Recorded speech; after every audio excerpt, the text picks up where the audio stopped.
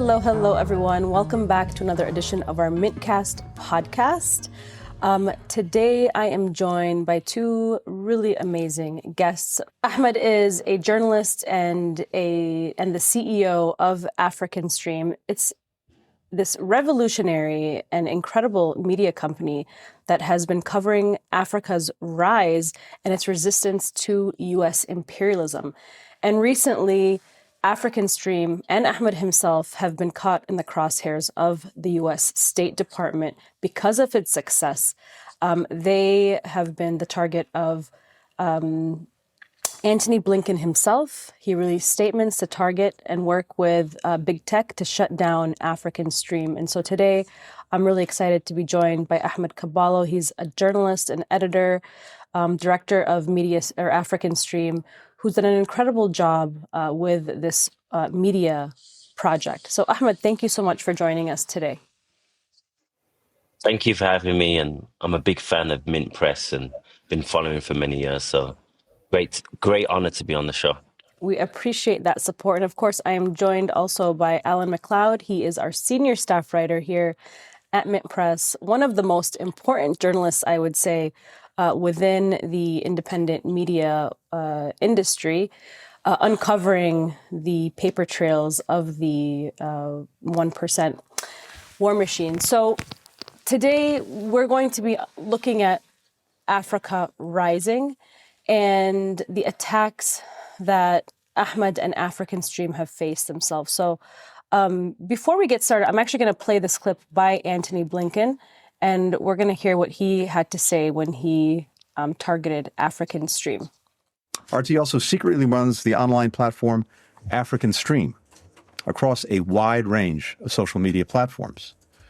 Now, according to the outlet's website, African Stream is, and I quote, a pan-African digital media organization based exclusively on social media platforms, focusing on giving a voice to all Africans both at home and abroad. In reality, the only voice it gives is to Kremlin propagandists.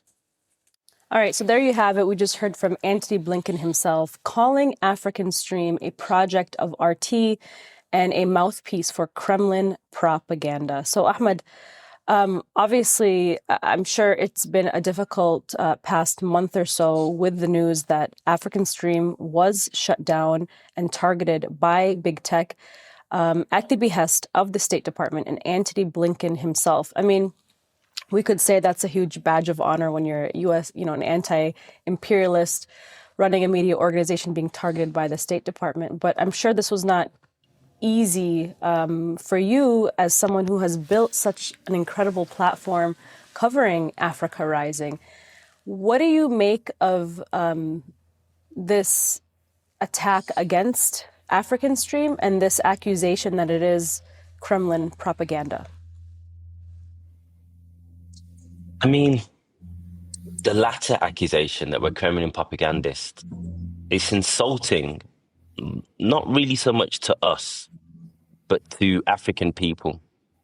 The idea that if you're against imperialism, it's not because you've analyzed the conditions that you're in, not because you understand the relationship of neocolonialism within the African context, that our economies are not owned by us, that 14 African countries use the CFA franc, which keeps its reserves in the Bank of France, which controls the economy of those countries.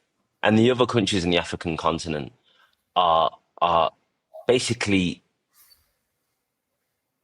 hostage to the US dollar. They have to export things just so they can receive US dollars. And if they don't, their currency is devalued and their whole economy collapses. So if you analyze these situations and you think, well, there's something wrong with this. We're meant to have got our independence in 1958, 1957, 1960, 1961, and so on. But yet, our country's economies are not controlled by us. The people that win elections are the people that campaigns are best funded. And those are usually that have connections to Western capital. If you analyze these conditions and you say there's something wrong with this, then it's not because you're intelligent enough to understand what's going on within your own context. It's because you're influenced by Russians. And this is something, a trick that has been played time and time again within our continent. They called Patrice Lumumba, they called him the African Castro. They said Thomas Sankara was a Russian agent. They said Nkrumah was a Russian agent before they deposed him. Ahmed Traoré. The list goes on and on and on. Nelson Mandela. Now, in the contemporary sense, they say it about Julius Malema. They say it about Ibrahim Traoré. They say it about Assimi Goïta and Abdurrahman Tiani in Niger. No, if you just say, if you're the president of Niger and you say, it's not right that we export uranium, but most of our country is in darkness. If you say that, that's not your own analysis. That's Russian propaganda. So we're not insulted because, you know, we're in very rich company, but it is insulting to African people. And as an African, I'm insulted, not so much as African Stream. Yeah, it's quite horrible, and it is an insult. You know, you just like I'm a Palestinian American who was very much influenced by living under Israeli occupation and apartheid. Your family is from Sudan, and you watched like your country being split into half by Western imperialist nations, and so I'm sure that played a huge role in your life mission in exposing U.S. imperialism, not just in Sudan, but in other countries across Africa. Yeah, 100%. Jeffrey Sachs said it best. He said, the U.S. helped to divide Sudan into two republics, and now we've got war in the south and war in the north. Job well done. And yeah, the conflict in Sudan, it doesn't get coverage, it doesn't get reported on, because the Western mainstream narrative has depicted Africa as a place of conflict, so that when people die, it's just seen as normal. When people starve, it's just seen as normal. When people eat cockroaches because they've got no food, it's just normal. When children die because of sanitation issues, my former basketball coach, my mom sent me a WhatsApp message saying your former basketball coach has just died of dengue fever. It's just normal. It's just normal. And so what African Stream was trying to explain is these situations are not normal. These situations are manufactured. And for us to change the direction of the continent that we're connected to, we first need to have an understanding of that being African doesn't mean that we have to be subject to poverty, to destitution, to war. This doesn't have to be the way. You know, if we take control of our resources, if we take control of what is our God-given right, which lies beneath our feet, we can rise. And we're seeing that's what's happened in Burkina Faso, that's what's happening in Mali, and that's what's happening in Niger. But it's not happening in enough countries. I'll just cut you on one thing. You're saying Africa's rising. I wish that was the case. In reality, it's the Sahel that's rising. Most of the other countries within the continent, sadly, are ruled by neo-colonial puppets from Nigeria to Congo. You know, Congo has just signed the worst peace deal with Rwanda that I think that any sovereign government has ever signed on behalf of the people. They just signed another deal with M23 in Qatar, where they basically, M23 has to give up nothing. The land that it's occupying in Eastern Goma, it gets to hold on to. So these are the neo-colonial governments that our people are subjected to.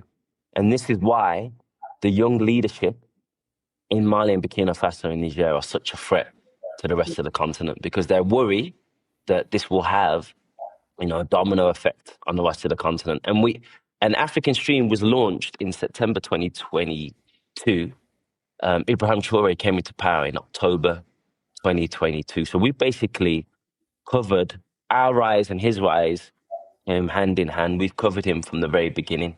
Not at the beginning, not everyone was favorable to our coverage, but they did eventually see the light. But that's another reason why I feel like we were so dangerous to the US State Department, because we quickly became, in the English-speaking world, the largest African media platform, reporting accurately on what's going on in the Sahel. You know, the mainstream media would have you believe that there's some sort of sickness in the Sahel. People are just, attracted to men in military uniforms. They won't talk about the economic conditions that led to the rise of these free leaders. They won't talk about the security conditions that led to the rise of these free leaders. The Sahel has become the epicenter of the so-called of the so-called war on terror. Yet, before the US and France started supporting these Sahelian states with terror, there was hardly any terrorism within the region. Since they've entered the fray, terrorism has grown by 8 to 10,000%. So the people are frustrated, and they said enough is enough. We need a different type of leadership. And out of the ashes rose Ibrahim Traoré in Burkina Faso. Assimi Goïta was obviously first in Mali, and then finally Abdurrahman Tiani in Niger. Incredible. And I think that this kind of coverage is so important because here in the US, like you said, anything that's happening in Africa is always looked at from like a tribal perspective, or, this famine or this drought or this whatever issue that the Western corporate media is going to be covering is going to be through the lens of colonialism, instead of looking at how Western countries, especially the United States and its military, AFRICOM, corporations that are operating in countries like Nigeria are effectively causing a lot of these issues. And so modern day colonialism, of course, still exists in these countries. It's very, very sad, but it's also inspiring because you've also shined a light on these resistance movements that are standing up to not just US colonialism, but also Israeli expansionism and influence in the region, like in the Sahel. So that's been quite inspiring to see. And I want to get more into that in a bit, but I want to turn to Alan, because Alan has been covering this big tech censorship for Mint Press for a long time.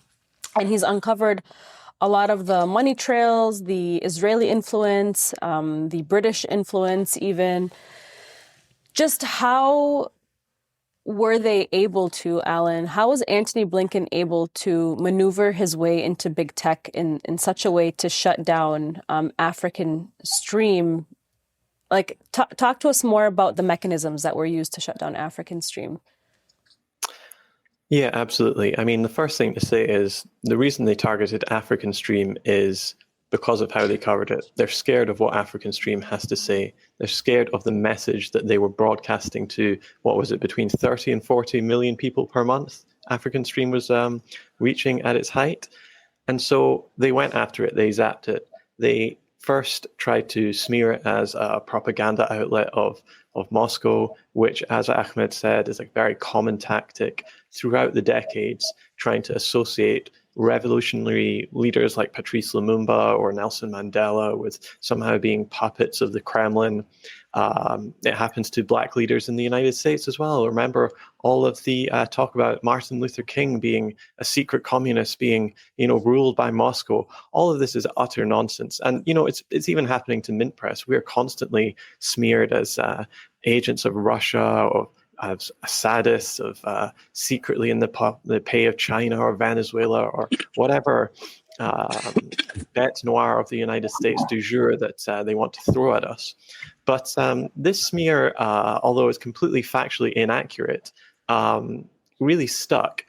And the reason is that over the past 10 years, big social media platforms have become increasingly intertwined with the US national security state. After the 2016 election, people in Washington started to get very worried and deeply concerned about the power that social media and the internet, more generally alternative media, can have on influencing the public. It was clear that the powers that be didn't particularly want Donald Trump to get elected in 2016. They preferred Hillary Clinton because she was a more safe pair of hands. That's not because Trump is some radical outsider that's, going to lead the revolution. No, he was just a bit more erratic. And what we've seen in the past 10 years is the big national security state players like the FBI, like the CIA, and like the NSA infiltrating their way into the big social media platforms, bolstering them, but also getting parachuted into very high positions of power and influence, which effectively allow them to control and dictate what everyone in the world sees in their social media feeds. And this is not just an American problem. This is true whether you're in Birmingham, Alabama, or Botswana, Burundi, or Bahrain. This is what's going on all around the world. So it's pretty much state censorship, but on a global level. I'll give you a couple of examples. The person who is ultimately in charge at Facebook for content moderation, ultimately who pulls the trigger on deciding what is allowed and what isn't in terms of content, is a guy called Aaron Berman.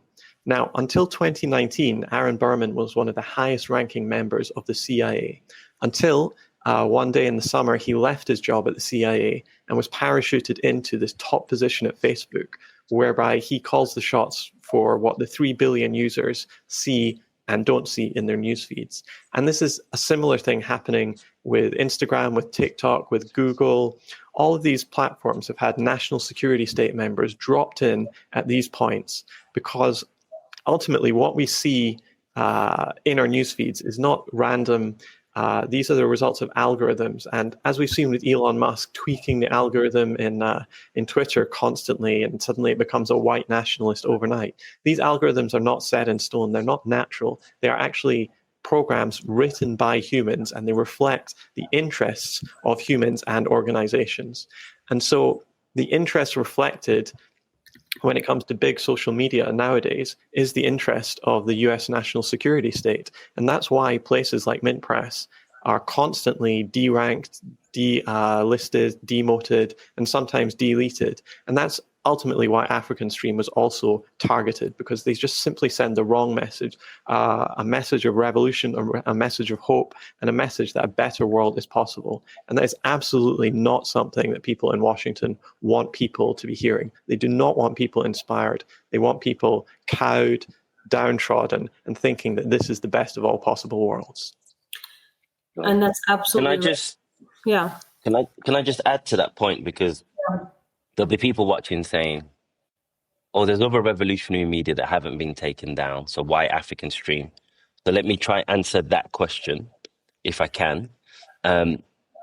What was unique about African Stream is, I don't know how we did it, but we managed to curate a list of very influential, what we call Africans in America, what the mainstream calls African American celebrities, who are following us. And this is who the Democratic Party, in the lead up to an election, this is who they enlist, because they feel like, you know, the African population in the US, they just need their favorite celebrity to tell them who to vote for, and that will win them the black vote. And by and large, that does work. This election, it didn't work as much, but by and large, they did get the black vote. So to some degree, it did work. So I feel like the attack on African Stream, it happened 2 months before the election. There were several attacks by, I won't call them the left, it's the liberal elite media in the US. So the first one was NBC, which they said, African Stream is spreading disinformation to 40 million African Americans. And they said that, and they were citing a report. But they never showed one example of what disinformation we were spreading. However, the examples that they did give for I think it's called the Shade Room, and a few other media outlets that were mentioned in the report, were all related to Joe Biden. And somewhat encouraging black people not to vote for Joe Biden because of, you know, the crime bill, because of his record, et cetera, et cetera. So, you know, that was the first kind of warning. And then we did another report where we said, it doesn't matter who gets elected in November, US drones are going to rain down on Somalia. And so we did a report from George W. Bush, Barack Obama, Donald Trump to Joe Biden, we listed how many drone strikes each president had rained down on Somalia, and we said that whatever happens with the U.S. election, drones are going to rain down on Somalia. So Voice of America, which is state-funded and openly state-funded, came after us with two pieces. So they did a video about us. You can find the video on YouTube. It's hilarious because they've got every single comment is African Stream was the truth. You guys don't know what you're talking about. They got absolutely ratioed. And then they did an article. Now, what was interesting about the Voice of America piece, the first piece by NBC, we did a rebuttal, and our rebuttal was so popular and went so viral that the journalist that wrote the article had to put his Instagram on private. So when the Voice of America did their piece, the journalist didn't want to use their name. So they put one name initially, and she must have contacted a manager. And then another name appeared next to the article, but we took a screenshot and we found out it was a journalist based in Kenya. So it showed that journalists were even afraid to come after us because we had such a big following, because we had such an influential following, particularly amongst, what they call Black Twitter, that Black, the African in America demographic, especially the celebrities. So I think they would have carried on with these hit pieces if they could have found willing mercenaries. But I think they ran out of willing mercenaries because we kept doing a rebuttal every time that we got attacked. So that's when I feel like it was escalated to Anthony Blinkin for him to say what he said. And then after he said what he said, within 24 hours, there was an article by the Stanford Observatory. In the article by Stanford Observatory, they'd gone through all of our profiles, the cameramen, mine. I used to work at Press TV, cameraman used to work for CTGN. It was a real deep dive. There's literally no way they could have wrote that article within that time frame. It was clear that the State Department had contacted the journalist beforehand and said, we're going to make this announcement on Friday. We need you to have an article ready by the Monday. And another thing that was revealing is the numbers that she quoted us for the YouTube. You know, they said how many subscribers we had on each platform. The number that she quoted us for YouTube was less than it was when Anthony Blinkin made the announcement. So clearly she took her data from a period before the announcement, but the article was meant to be a reaction to the announcement. So how do you pre-write an article as a reaction to an announcement before the announcement's made, unless there's some sort of coordination? So I think it's very important. And if we think back to the elections, this was the time where at Democratic Party conventions and events, they would see someone wearing a hijab, a headscarf, someone that looked like they were from West Asia, what they call the Middle East, or, have any sort of symbolism related to Palestine, and it would stop them from going into the event. Because what would happen is people would go into the event, they would shout, Kamala Harris, you're a war criminal, Joe Biden, you're a war criminal, and so on, and that would go viral. And that was seen to be damaging the Democrats' campaign.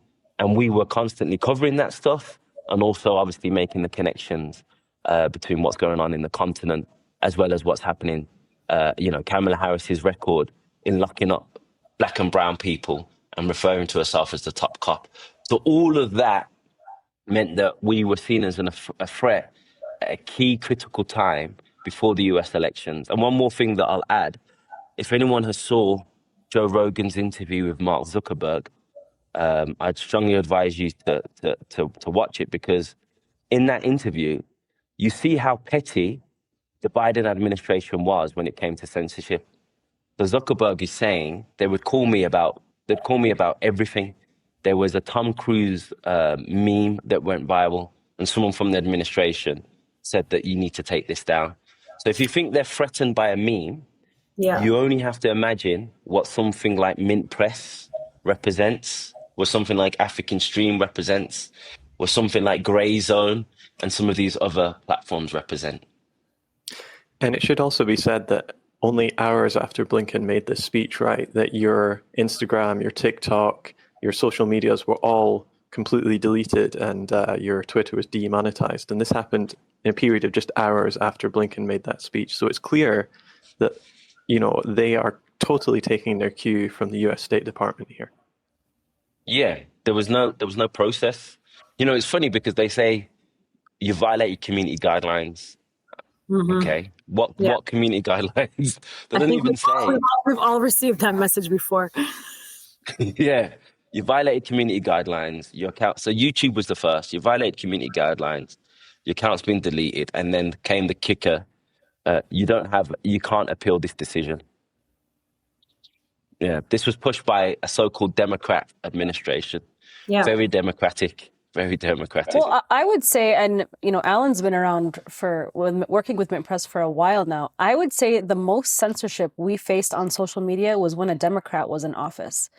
I mean, when Obama was president and Joe Biden was his vice president, and the United States was backing a Saudi-backed blockade of Yemen. I mean, Mint Press was literally one of the only media outlets covering the starvation campaign and the famine that was taking place inside of Yemen, and U.S. complicity in that, how the United States was selling Saudi Arabia, record number of weapons. We were refueling Saudi jets before they were bombing hospitals and schools and grain silos and destroying all the farms, how Saudi Arabia was assassinating Yemeni fishermen. And it was our coverage that was targeted in censorship campaigns. We were constantly getting our posts on social media taken down for violating community guidelines because we showed images of starving children. Literally, skeletal Yemeni children, we were showing those images and we were getting violations, and those images were taken down. Carlos Latouf, our cartoonist, he would do cartoons about depicting, the genocide in Yemen. And we would just, every day, we would have one new community guideline violation. And every day on our website, even, we would have a community guideline violation for, because we showed too many graphic images. Like, this is all BS. And it basically created, set up the stage for the kind of censorship we're seeing today. I really, really believe that. And in that time, that's when we were actually targeted by Google's Project Owl. So when we say we're facing censorship and we're being demonetized and we're being delisted or whatever, it's because we are.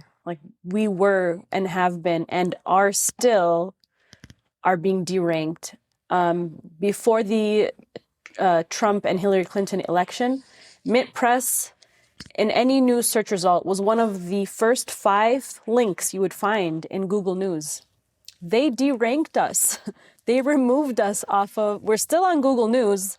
They didn't take us off completely, but they deranked us to page 5. Nobody clicks next to page 5. Nobody goes that far. You're looking at the first page. So who's on the first page now? The New York Times, the Washington Post, Wall Street Journal, CNN, MSNBC. That's who they brought back up to the top page. Whereas at one point, Mint Press was literally competing with all of those media outlets, and we were getting so much traffic on our website.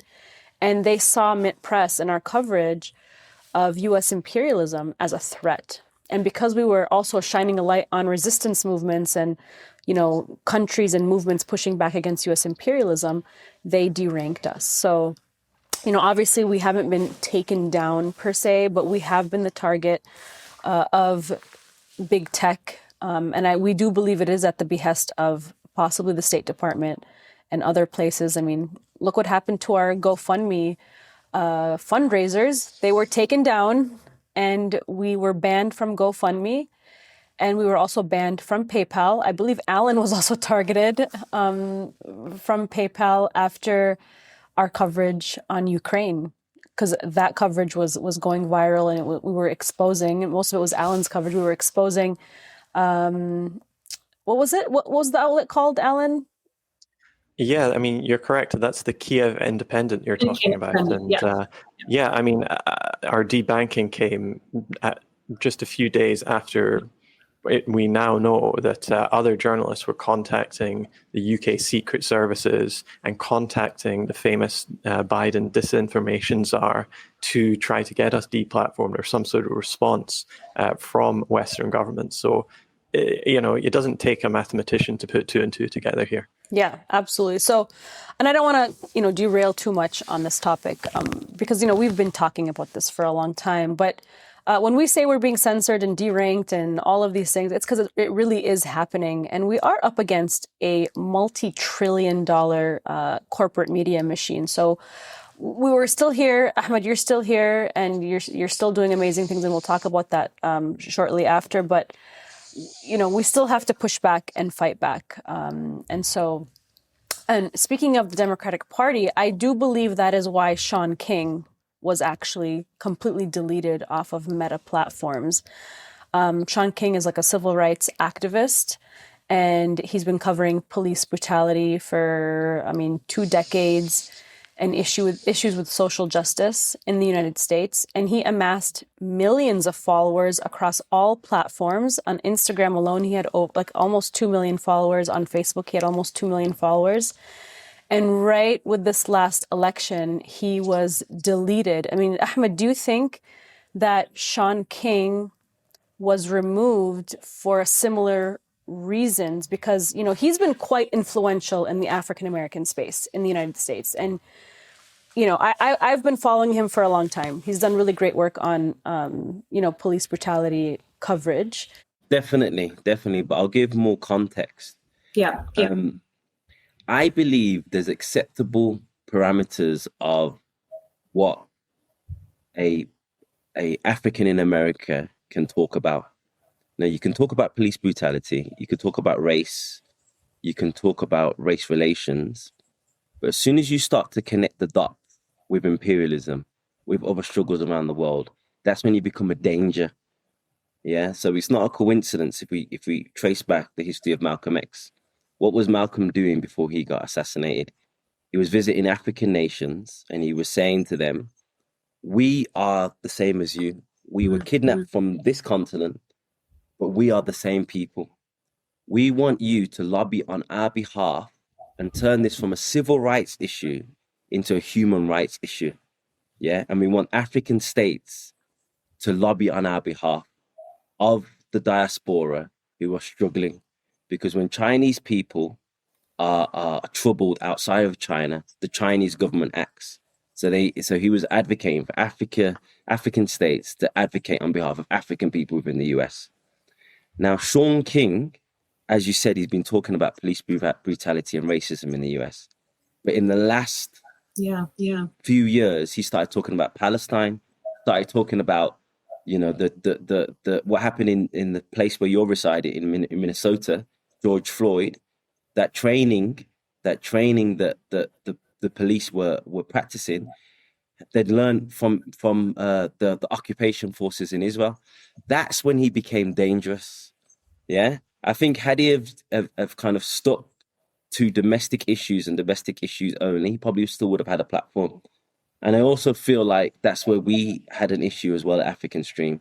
When we used to talk about Palestine and Gaza and what was going on, and connecting it to settler colonial projects that happen in the continent of Africa, as well as in the north of Ireland. That's dangerous. That's dangerous because that brings a new awakening, and it has the possibility of uniting people in struggles.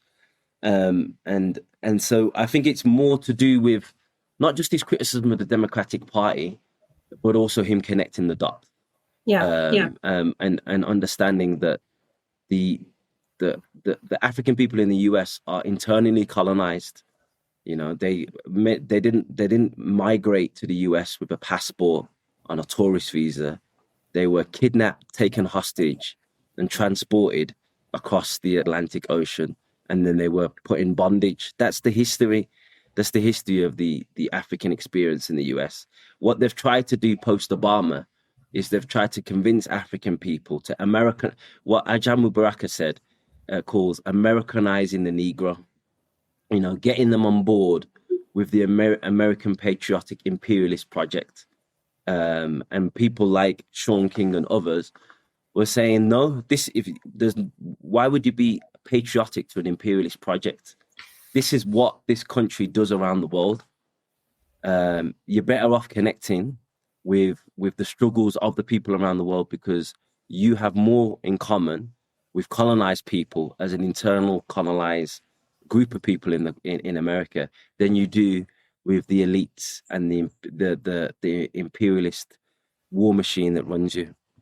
About Sean King, I agree with you. I think right towards the end, right before he got banned, he was collaborating with MintPress, with African Stream, about a lot of issues that dealt with U.S. imperialism in other nations, and started to cover more foreign policy and kind of connecting the dots about how we're all, people here that are oppressed have more in common with people that are oppressed overseas. And he was covering, how Israel was training police forces in African countries and contributing to that oppression there. But we've been talking about this issue of censorship for a while now. So people who do follow MintPress know MintPress has actually been leading the charge in the coverage about big tech and the inner workings, and how they're collaborating with the U.S. government to crack down on dissent and alternative media. But I want to move back into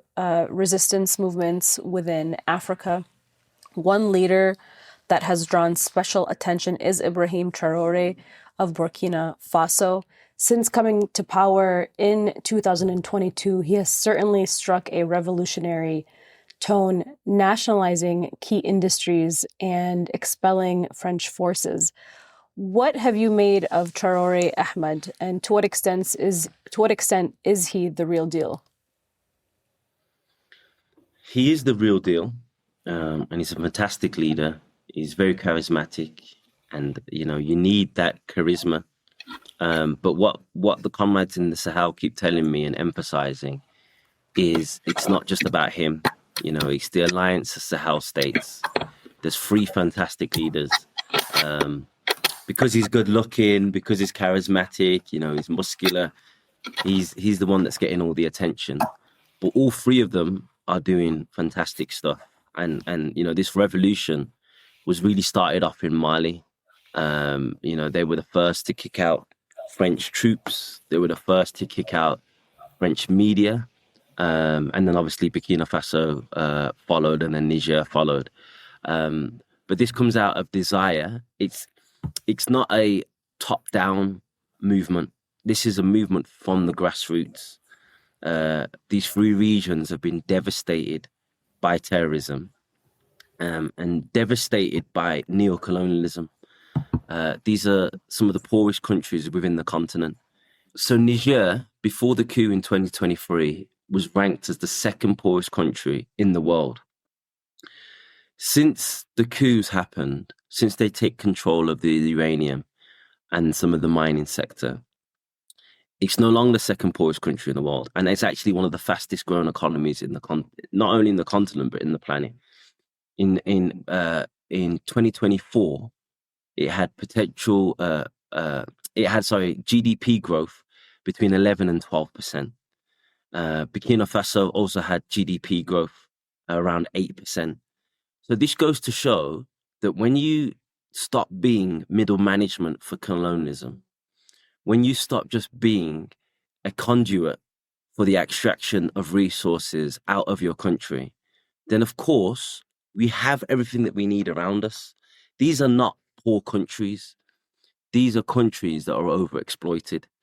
Yeah, how can a country like Burkina Faso that has all the gold mines, how can a country like Niger, which is rich in not just uranium, but in copper and other materials, how can they be so poor unless their resources were used to enrich others?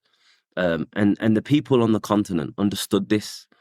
They describe the African as if we're some sort of docile, passive creature that we see, these planes, these fancy planes come in and fly out, and we see all these foreign diplomats come in and fly out, and we don't see the living conditions of our people change, and we don't connect the dots. Of course we connect the dots. We understand that these countries gained flag independence. They never really became sovereign, independent nations, which are governing for the people. And that's what these revolutions represent. But in Burkina Faso in particular, you know, he's done some fantastic stuff, infrastructure projects, set up factories, tomato factories. He's encouraged businesses to come. So patriotic Burkina Bay have come back and set up businesses.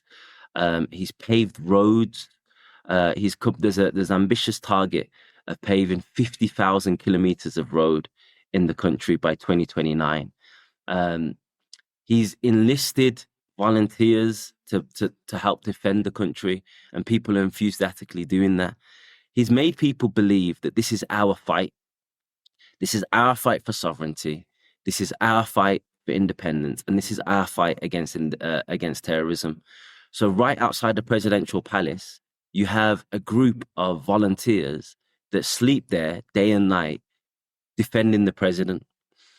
Yeah, you know, so they know that he is embarked on a revolutionary journey, and as part of that revolutionary journey, there is risks, and there's already been assassination attempts on his life because of what this person is trying to achieve.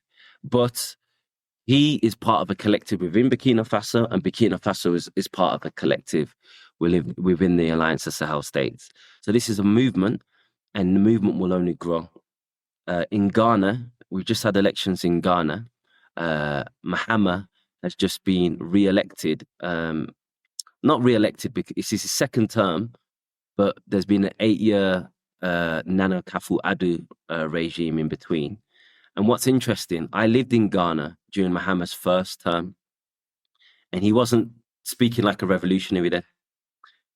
But during his inauguration, Captain Ibrahim Traoré came, and he got the loudest reception of any leader. And you could literally see it on his face. He was kind of looking at this young man, thinking, I want to get this type of reception. I want to get this type of adulation. So since then, Mahama has gone on a radical program in Ghana. And so that's what's so impressive about Ibrahim Traoré.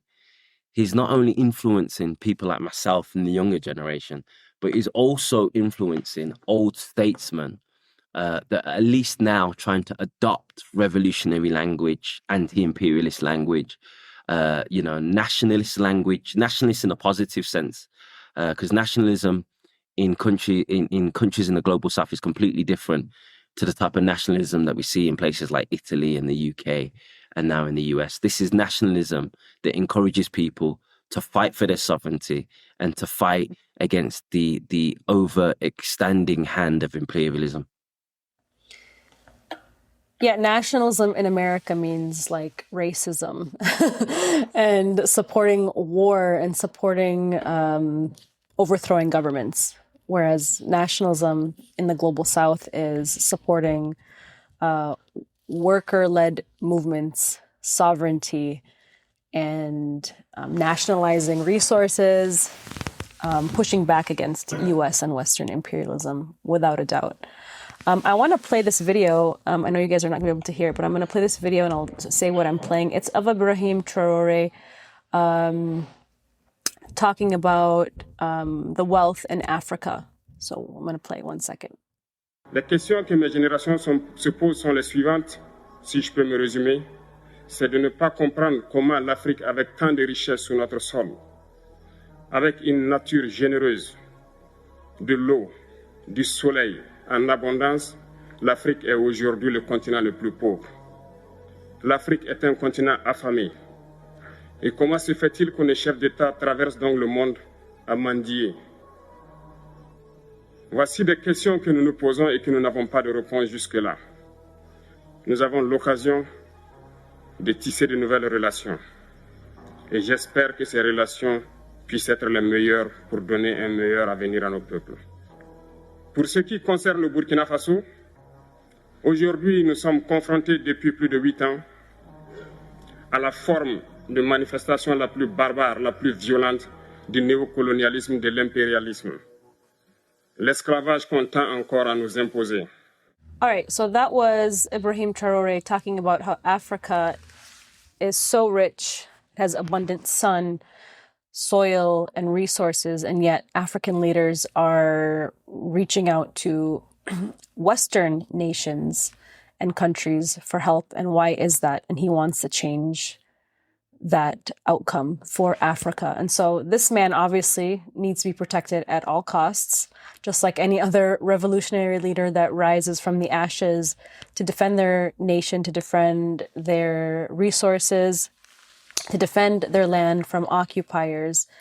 You know, I don't want to give a grim outlook to what could happen to Ibrahim Traoré, but history does tell us that, you know, the U.S. and other Western countries like Great Britain and France don't take these words very lightly.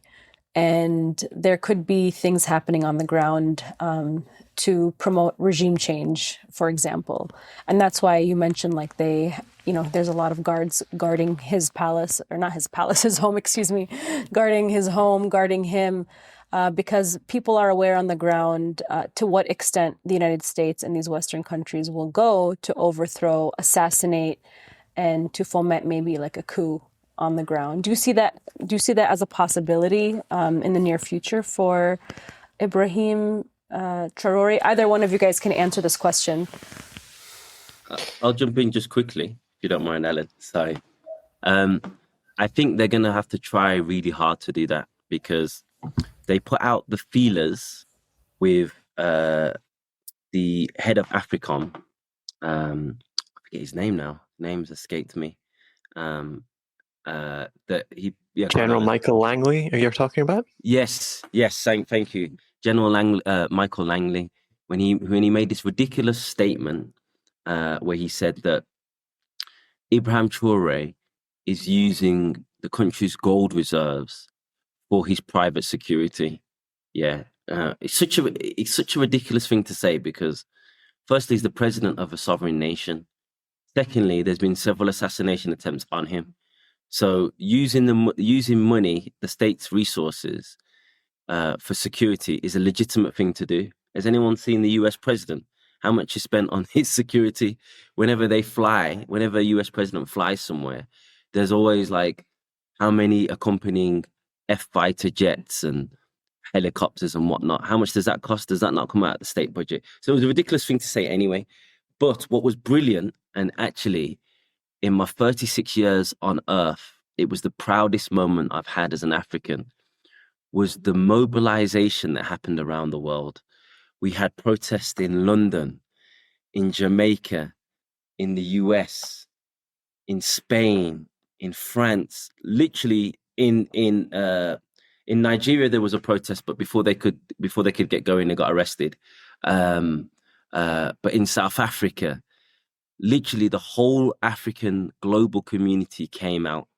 And that was off that small thing that General Michael Langley said. Now imagine if they were to dare, try put this person on house arrest, or God forbid, try take him out. There would be riots in every major city in the world. So I think that was a little feeler that they put out. Let Michael Langley say something. Let Uncle Tom, House Negro, say something. Let's see how it plays out. And they got an emphatic response by the global African community.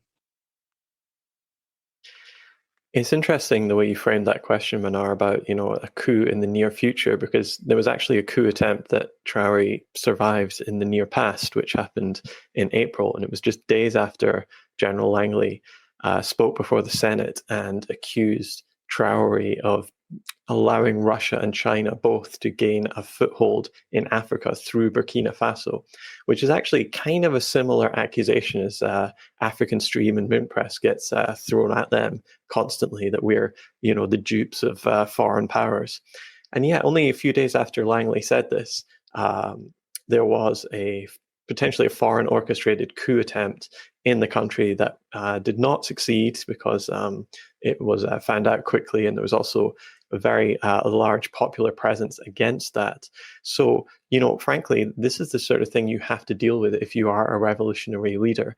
Fidel Castro famously He survived more than 600 American attempts on his life during his lifetime and died at an old age. President Nicolas Maduro and before him President Hugo Chavez in Venezuela had to survive multiple coup attempts, which I know actually Ahmed knows a fair amount about as well. So this is just par for the course when you are a revolutionary leader. If you stand up to the United States, expect to have to dodge some punches. 100%. There's a famous quote by Samora Michelle, where he says, "If they praise me, know that I've betrayed you, and if they talk about and if they talk about me bad, know that I served you well." So these guys know what they're getting into, and that's why we love it, and we completely understand it. But he doesn't go into a meeting without the gun holster on display. So some people say it's a bit disrespectful, but no, we understand. We've had too many leaders assassinated. Go into every single meeting with that gun strapped to your waist.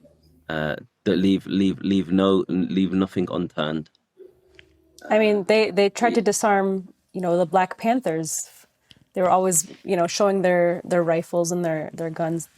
People look at that and say, oh, they're violent, but actually it was in self-defense because so many African-American leaders were assassinated and targeted. Yeah, and on a national level, of course, it was only when Libyan leader Colonel Gaddafi actually gave up his weapons of mass destruction and his forces that he was attacked by NATO and overthrown in 2011. So there's a lesson there as well. Yeah, and I brought up the Black Panthers. I know it's not a foreign policy story, but it's like the same struggle here that many people can relate to in the United States when looking at, revolutionary leaders. Why are they holding their rifles and their guns, and why is that? It's because they are the target of these assassination campaigns. And I wish we had much more time to talk about all of these issues, but let's move on to talk about Gaza, because it's such a horrific genocide. All genocides are horrific, obviously, but this one's being live streamed in 4K, this genocide in Gaza. And it's like every single day that goes by, when you think you've just seen the worst to come out of Gaza, it just keeps getting worse and worse and worse. And we've obviously covered a lot of war issues in the past in our nearly 14 years being a media outlet in the United States.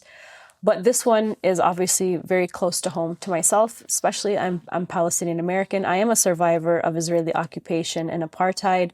But what's happening in Gaza is something that we in the West Bank or in Jerusalem and Al-Quds have never really seen this extent of bloodshed. It's completely horrific. But for a lot of us that are following this, we've, have felt a little bit of hope coming actually out of Africa, because much of the strongest resistance to the Israeli genocide in Gaza is actually coming from South Africa. South Africa is leading a case at the International Court of Justice against Israel, and has been backed by a number of African countries, including Zimbabwe, including Algeria, Namibia, and the Comoros. So what is the status of this case, Ahmed, and why is it South Africa specifically that is leading the international struggle against apartheid Israel and its genocide? Obviously, there's the history. So there's two things. Firstly, the South Africans recognize what's happening in Palestine in general very closely because of their own experience. But also, Israel played a pivotal role in supporting the apartheid regime in South Africa. Once the international boycott movement was on the way, Israel was continuing to provide financial support and continue to do trade with the apartheid regime. So there's obviously that. Then the both liberation struggles used to train side by side in places like Tunisia. So it can understand what's going on in Palestine and understand settler colonialism as being a victim of settler colonialism. But I have to be a bit cynical as well. This ANC government in South Africa isn't very popular at all, especially amongst the black masses who, they didn't want the settler colonial regime to end because they wanted one man, one vote. They wanted their land back. And here we are, 30 years after the end of apartheid, and most black South Africans are still landless. The economy is still controlled by the white minority, white monopoly capital, as they refer to it in South African circles. So this was also a way for the South African government to re-establish its radical credentials, because for 30 years, it's kind of been seen as a neoliberal government, that has been collaborating with, not doing anything to redistribute the wealth and disrupt white monopoly capital, but in many ways collaborating with it. Ramaphosa, who's the president, is one of the richest men in South Africa, and he's got many, many business deals with the white European elite that control the economy. But yeah, that's an attempt of nuance. There's the history, but there is also, as always the case, there's always politics. So the rest of the countries in Sub-Saharan Africa, I think it's more genuine. So Namibia has been very vocal. That was also settler colonial regime from Germany. Again, they understand the struggle. Zimbabwe was known as Rhodesia, had another settler colonial regime. So in Southern Africa, you'll see so much support, in particular, for Palestinian resistance and for the Palestinian struggle, because that is where the settler colonial project was strongest in Africa. And so the similarities are there. But yeah, in other parts of Africa, in places like Kenya, it's the opposite, sadly. So William Ruto, straight after October the 7th, obviously made a very damning statement against Hamas. He's been very vocal in his support for Israel. And there's a history here. So under Donald Trump's first term, when Uhuru Kenyatta was the president, there was a trade agreement, a document between there was a bit of a Freudian slip, US and Kenya. And in that trade agreement, it said that Kenya cannot participate in any shape or form with BDS. So you have to ask yourself, why is there a trade agreement between an African nation and the largest economy on the planet predicated or having a conditionality on BDS in there? And this goes to show the role that Israel plays within the African continent. What Israel represents within the African continent is, are you a reliable partner for imperialism? Yeah, in my country of Sudan, we were a state sponsor of terror. We were listed as a state sponsor of terror. In 2020, in the lead up to the US elections, there was negotiations to lift this designation of the state sponsor of terror. Now, in all of the negotiations, the Israel wasn't mentioned. And then right at the last minute, Donald Trump said, if you want this state sponsor of terror designation, you have to normalize relations with Israel. Now, at the time, Sudan had a transitional civilian government that was sharing power with the military junta. The transitional civilian government said, this isn't a decision for us to make. This is a decision for an elected government in the future. But the US said, okay, well, then we're going to continue this. We're going to continue sanctions. So eventually, they submitted and signed that peace agreement. The so-called Abraham Accords. Again, that Israel represents symbolism. If you can normalize relations with Israel, then you are a trusted partner in a region where Russia and China seem to have influence. The US is looking for client states and recognizing and normalizing and signing trade agreements that you won't participate in BDS shows that you're more likely to be a trusted state and less likely to be a Zimbabwe or a South Africa or a Namibia? Yeah, I guess we at MintPress have we designated Kenya as the US's African outpost because, of course, Kenya was really the face, the veneer of the repression of the Haiti revolts. The United States has 3 military bases across Kenya, of course, and from Kenya they use that to target Somalia in bombing operations, which Ahmed talked about earlier.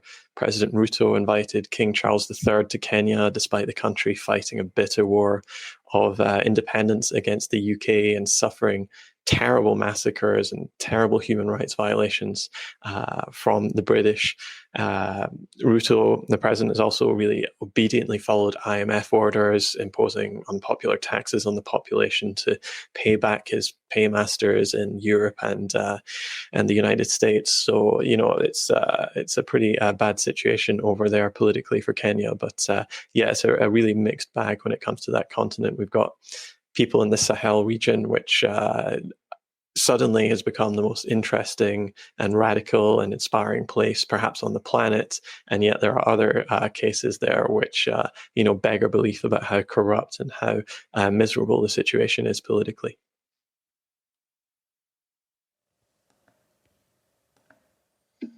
And is it possible that we do talk about Morocco kind of as our last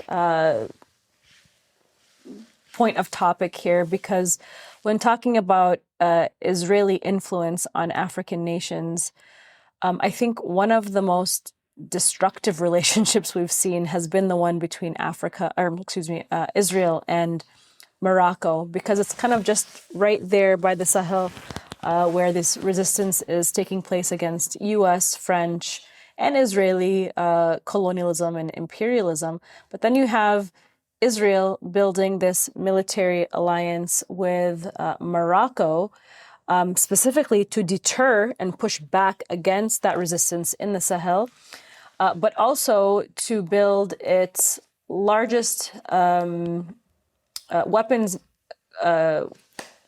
company, Elbit Systems, because right now across the UK, Elbit Systems has been the target of course, Palestine Action. Palestine Action has now been proscribed as a terrorist organization, but I think we'll still see more resistance. But on the ground in Morocco, I would say the majority of the population does not support this relationship, this connection between Israel and Morocco. I mean, just yesterday, we saw one of the largest protests and marches in Morocco, in its capital. Hundreds of thousands of people took to the streets to detest Morocco's alliance with Israel and demanding Morocco stop its alliance with the state of Israel and to assist in the illegal siege that Israel has imposed on Gaza. So I'm curious to know more about the relationship between Morocco and Israel and what damage this is causing in the African continent. And, if you could just tell us more about that, Ahmed. Sure. So there's a key point that needs to be added. It's also about the Morocco-Israel connection. Is also about Western Sahara. So Morocco is illegally occupying Western Sahara, and Western Sahara, off the coast of Western Sahara, is some of the richest fishing waters in the world, which Morocco gives access to the EU to.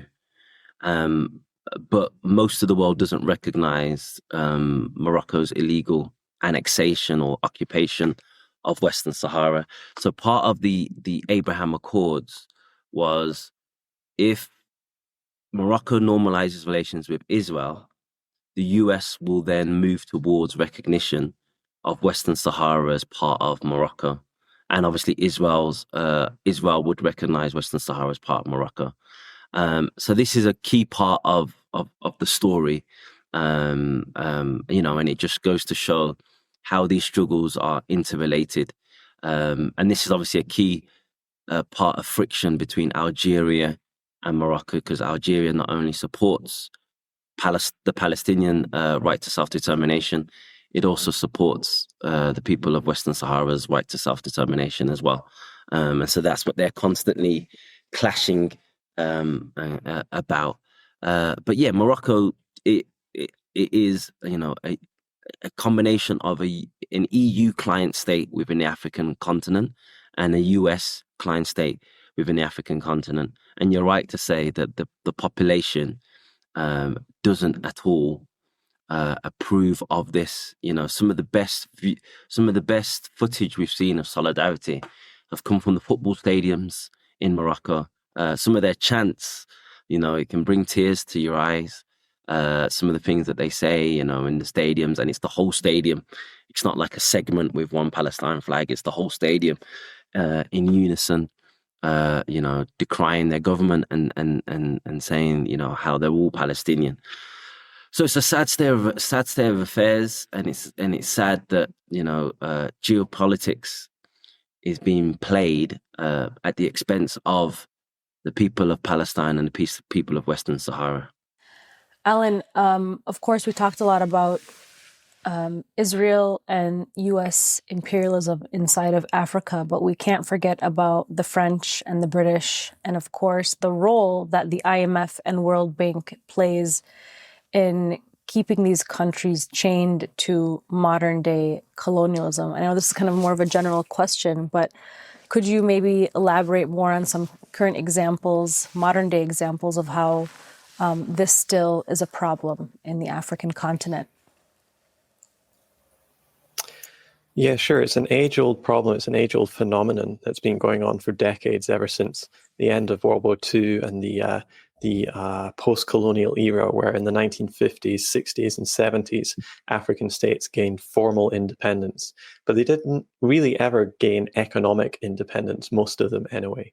As Ahmed talked about earlier, a lot of countries in Western Africa still use the CFA franc, which is a currency which is pretty much more or less completely controlled by Paris, which gives France an enormous, exorbitant privilege all over Western Africa to dictate these countries' economies and set those societies in a direction that is made to be serving France and serving the EU.